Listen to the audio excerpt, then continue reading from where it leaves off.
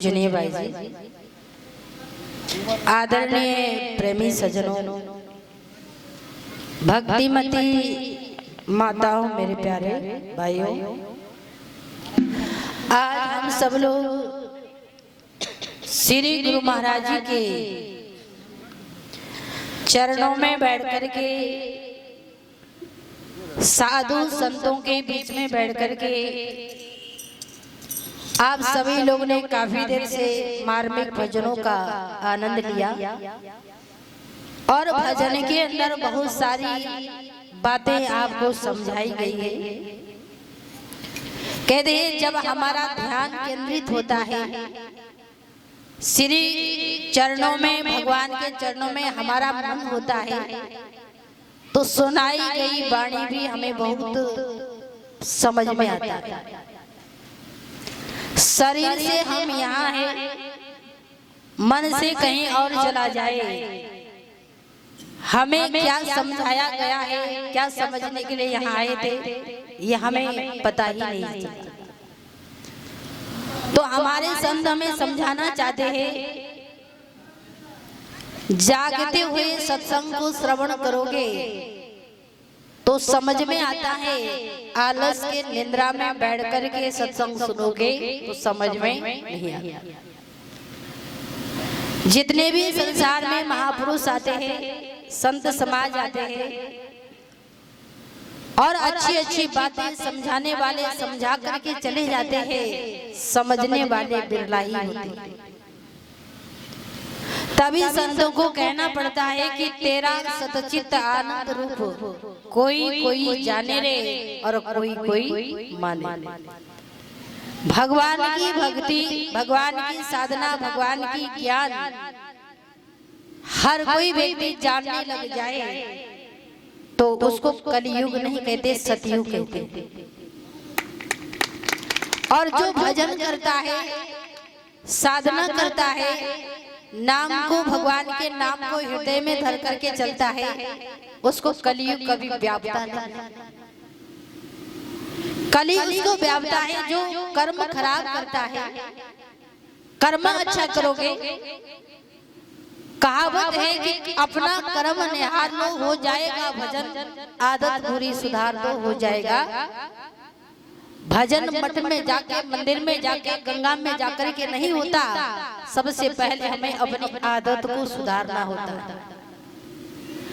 अपने अंदर जो उठने वाले तरंग है, अपने अंदर उठने वाले विचार है, कभी कभी ये विचार हमें गलत दिशा में ले जाता है। हमें सोचना होगा कि जो विचार उठता है, जो हमारे काबिल है या नहीं है, इसका विचार हम सबको ही करना है। सोचने की शक्ति किसको दी है? मानव को। विचार करने की शक्ति किसको दी है? मानव को।